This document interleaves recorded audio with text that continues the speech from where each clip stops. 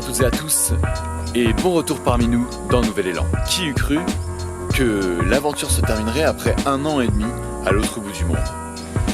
Il n'en est pas question, parce que je vous le dis directement, ce n'est que le début. Aujourd'hui marque un tournant sur la chaîne, et nous partons sans plus tarder vers de nouvelles personnes et des nouveaux groupes qui ont des idées, une envie, bâtir quelque chose de différent, bref, prendre un nouvel élan. Nouvel élan, nouveau générique, c'est parti. Bonjour, moi, c'est Camille, et après avoir traversé le globe, je viens parcourir les routes de France et d'Europe pour aller à la rencontre de gens déterminés à vivre autrement. Mode de vie atypique, initiatives folles et idées alternatives, embarque dès maintenant et suis-nous pour rencontrer un nouvel élan.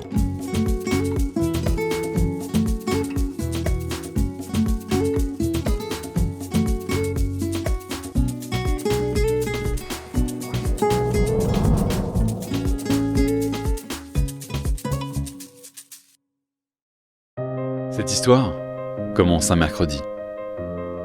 Enfin, un mardi. Enfin, ça dépend où on se trouve. Enfin, bref. Cette histoire commence le 2 juin 2021. À 12h36, dépassé de quelques secondes. Le vol EY37, en provenance de Abu Dhabi et à destination de Roissy-Charles de Gaulle, vient de sortir ses trains d'atterrissage. Ceux-ci même qui, en une fraction de seconde, fusionnent avec le bitume dans un vacarme maîtrisé. Une infime particule de temps qui marque la cession d'une vie en perpétuel mouvement.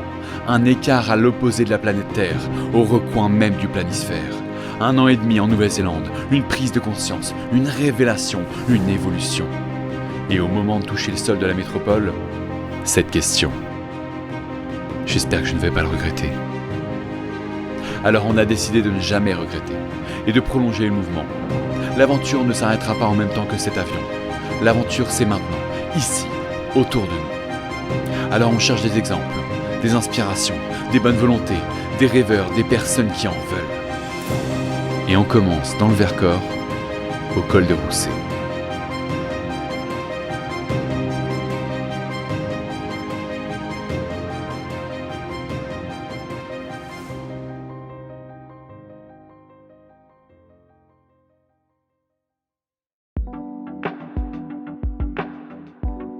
Est-ce que pour commencer, tu peux te présenter? Alors, je suis d'origine tchécoslovaque, j'ai atterri en France en 2000, exactement 1999, en novembre, juste avant la tempête qui a passé par la France. Je découvrais le Vercors sur mon chemin pour aller en Islande, au hasard. En fait, rien est au hasard, ça veut dire que c'était certainement prévu pour que je vienne ici et que j'atterris ici. Je découvert le monde de mushers professionnels qui était en train de s'installer avec le nouveau diplôme et tout ça. Moi, je suis d'origine formée pour être menuisier ébéniste. Ça veut dire que c'était plutôt le bois qui était mon métier, mais les chiens, déjà pendant ma existence en Tchécoslovaquie, j'étais éleveur de chiens, le tchécoslovaque. Et surtout, j'étais intéressé par l'attelage canin.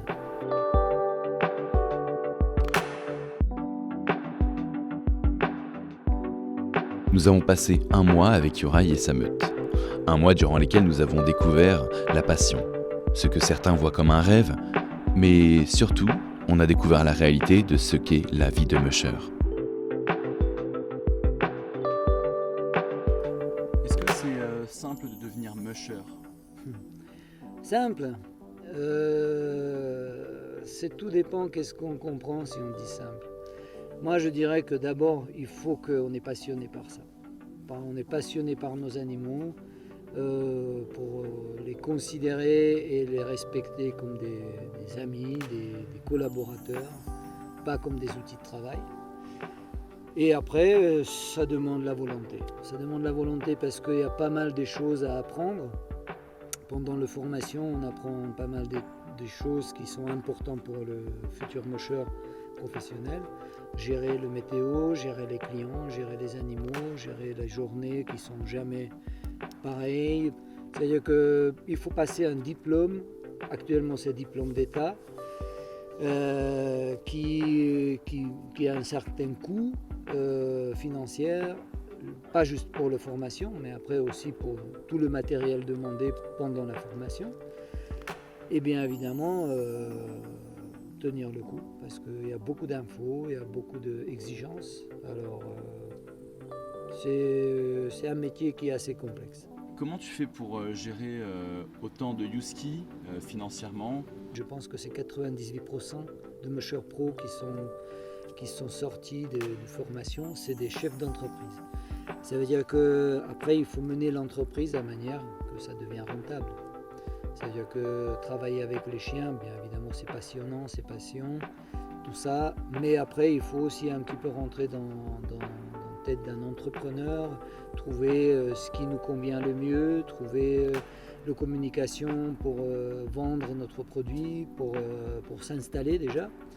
Pareil, installation, trouver du terrain, trouver la façon d'installation, comment on souhaite que nos animaux ils vivent avec nous en quotidien. Et après, subvenir à leurs besoins. Ça veut dire qu'on cherche la façon de faire qui nous convient le plus. C'est-à-dire que nous, on a opté pour la solution avec Sarah pour rester dans le même esprit, trappeur. On faisait beaucoup de raids à l'époque. C'était la partie de mushing qui me plaisait le plus.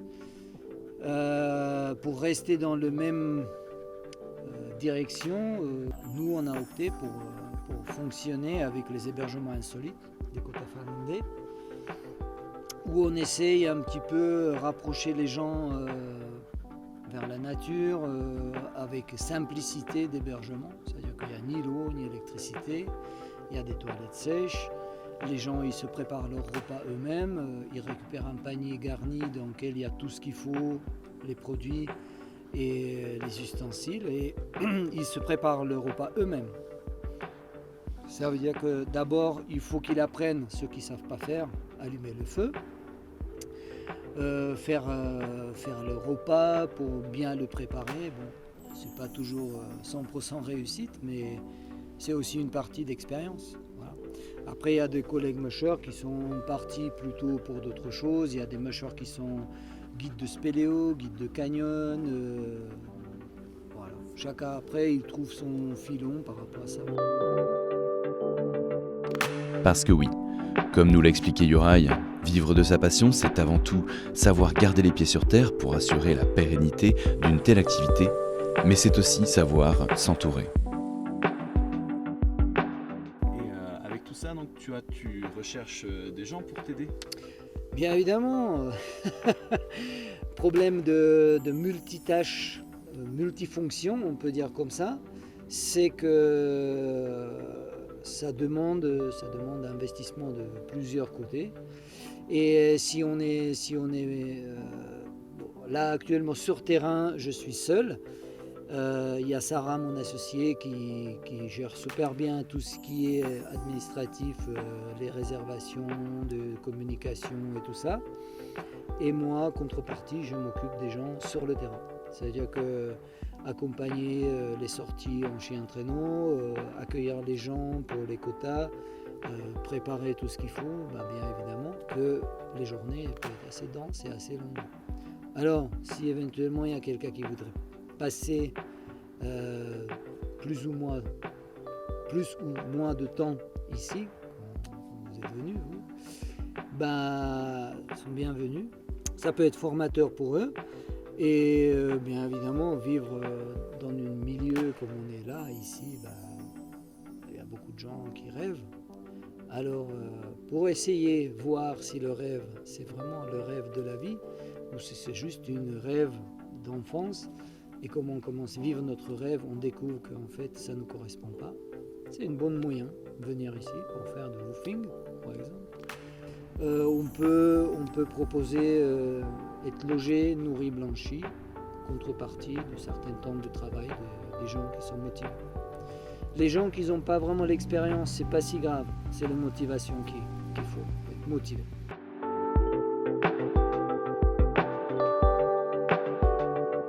Motivé à vivre ce rêve, c'est donc un beau projet. Et si cela vous motive, il faut bien garder en tête que vous n'êtes pas seul dans ce projet.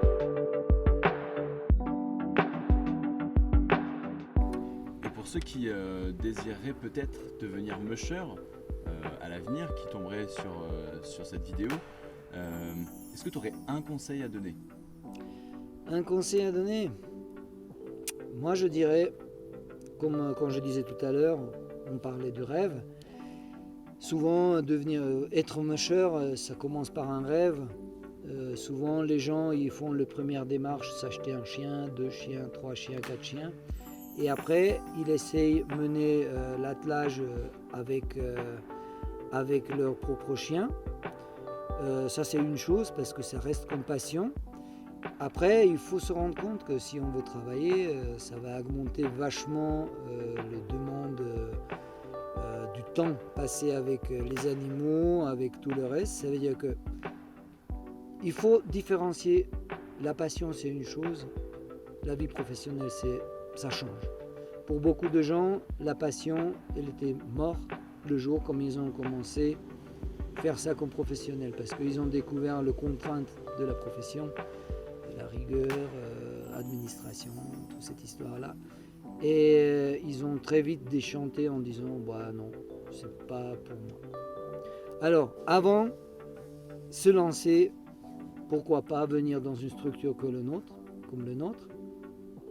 Essayer de commencer par un métier de handler, c'est-à-dire que c'est un second de musher, où on est obligé à apprendre tout ce qu'il faut savoir par rapport au métier de musher. Mais comme le diplôme il est obligatoire en France, le handler il ne peut pas enseigner. Mais il peut faire tout le reste, c'est-à-dire apprendre à gérer les chiens, le nourrissage, le matériel, les traîneaux, harnachement, même l'explication, pourquoi pas, mais sous couverture de le musher qui surveille pour que des infos sont correctes. Et éventuellement, il peut intervenir en disant « bah non, pas comme ça, c'est comme ça ». Mais tout seul, il ne peut pas. Ça veut dire que pourquoi pas commencer avant de se lancer. Parce qu'une fois on est lancé, ça nous commence à coûter des sous. Ça, c'est une chose. Mais c'est surtout des animaux. Si on commence à avoir des animaux, on est responsable d'eux pour moi, c'est jusque leur fin de vie. Alors faire un faux pas et avoir 10-15 chiens et après se dire 2 ans plus tard que oh merde, c'est pas pour moi. Qu'est-ce qu'on fait avec ces animaux-là? J'espère que cette rencontre vous a intéressé et vous aura éclairé sur ce qu'est le métier de musher. Nous avons passé un mois dans ce lieu magique, dans un rythme intense à vivre une expérience humaine, riche, entourée par les animaux. C'est ainsi que se termine ce premier épisode. J'espère qu'il vous aura plu. Si vous avez un projet à mettre en lumière, vous pouvez m'adresser un message, je vous laisse mon adresse en description. D'ici là, je vous souhaite plein de bonnes choses et je vous donne rendez-vous très bientôt pour prendre un nouvel élan.